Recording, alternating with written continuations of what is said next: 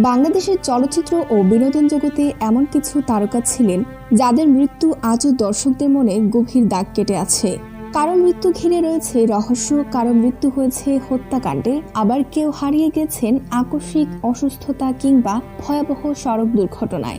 আজকের ভিডিওতে জানবো বাংলাদেশের এমন 6 জন জনপ্রিয় তারকার ও অভিনেতার মৃত্যুর ঘটনা, যাদের চলে যাওয়া আজও ভক্তদের মনে নানা প্রশ্ন তৈরি করে।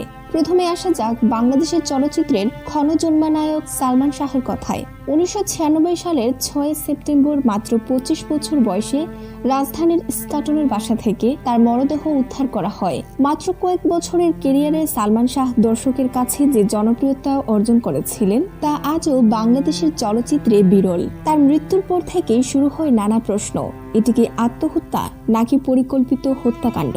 অতীতে একাধিক তদন্তে আত্মহত্যার কথা বলা হলেও সালমান শাহর পরিবার দীর্ঘদিন ধরে হত্যার অভিযোগ করে আসছেন, আর সেই কারণেই প্রায় 3 দশক পরও বিষয়টি আলোচনায়। 2025 সালে তার মৃত্যুর ঘটনায় নতুন করে হত্যা মামলা হয় এবং 2026 সালে সেই মামলার তদন্ত চলছে। তাই আজও সবচেয়ে বড় প্রশ্ন, সালমান শাহর মৃত্যুর আসল রহস্য কি কখনো পুরোপুরি প্রকাশ পাবে? দ্বিতীয় নাম বাংলাদেশের কোটি দর্শকের প্রিয় নায়ক মান্না। এস.এম. আসলাম তালুকদার মান্না ছিলেন বাংলাদেশের বাণিজ্যিক চলচ্চিত্রের অন্যতম জনপ্রিয় অভিনেতা, কিন্তু 2008 সালের 17 ফেব্রুয়ারি মাত্র 44 বছর বয়সেই তার আকস্মিক মৃত্যু হয়। বুকে ব্যথা অনুভব করার পর তাকে হাসপাতালে নেওয়া হলে চিকিৎসাধীন অবস্থায় তিনি মারা যান। চিকিৎসকদের মতে হৃদরোগে আক্রান্ত হয়েছিলেন তিনি।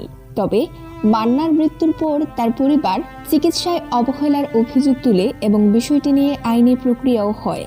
তবে গুরুত্বপূর্ণ বিষয় হলো, মান্নার মৃত্যুকে পরিকল্পিত হত্যাকাণ্ড হিসেবে প্রমাণিত বলা যায় না। তার আকস্মিক চলে যাওয়া আজও কোটি ভক্তের কাছে এক অপূরণীয় শূন্যতা। তৃতীয় নাম জনপ্রিয় চিত্রনায়ক সোহেল চৌধুরী।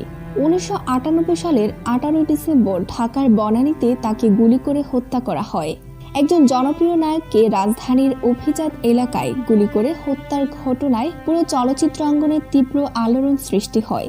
দীর্ঘ তদন্ত ও বিচারিক প্রক্রিয়ার পর 2024 সালে আদালতে হত্যা মামলায় 3 জনকে যাবজ্জীবন কারাদণ্ড দেয়।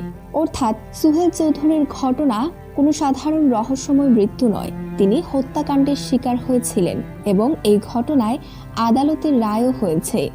চতুর্থ নাম জনপ্রিয় অভিনেত্রী হুমায়রা হিমু। 2023 সালের 2 নভেম্বর তার আকস্মিক মৃত্যু হয়। তার মৃত্যুর ঘটনায় আত্মহত্যায় প্ররোচনার অভিযোগে মামলা করা হয় এবং পরবর্তীতে সেই মামলার বিচারিক কার্যক্রম শুরু হয়। হিমুর মৃত্যুর খবর ছড়িয়ে পড়ার পর তার সহকর্মী ও ভক্তদের মধ্যে গভীর শোক নেমে আসে। তবে এখানে মনে রাখতে হবে, আত্মহত্যায় প্ররোচনার মামলা হওয়া মানেই অভিযুক্ত ব্যক্তি দোষী প্রমাণিত হয়েছেন এমন নয়। চূড়ান্ত সিদ্ধান্ত আদালতের।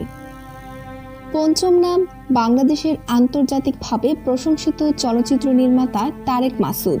2011 সালের 13 আগস্ট মানিকগঞ্জে ভয়াবহ সড়ক দুর্ঘটনায় তিনি মারা যান।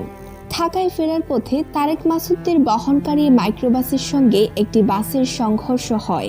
এই দুর্ঘটনায় তারেক মাসুদ, মিশুক মনির সহ 5 জন প্রাণ হারান। তার মৃত্যু বাংলাদেশের চলচ্চিত্র অঙ্গনে এক বিশাল শূন্যতা তৈরি করে। তারেক মাসুদের মৃত্যু কোনো পরিকল্পিত হত্যাকাণ্ড নয়, এটি ছিল একটি ভয়াবহ সড়ক দুর্ঘটনা।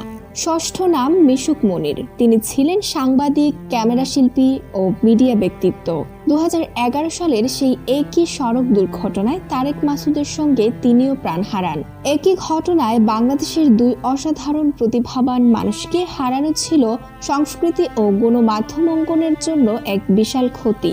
তাদের মৃত্যুর পর সড়ক নিরাপত্তা ও সড়ক দুর্ঘটনার বিচার নিয়ে দেশজুড়ে ব্যাপক আলোচনা তৈরি হয়েছিল।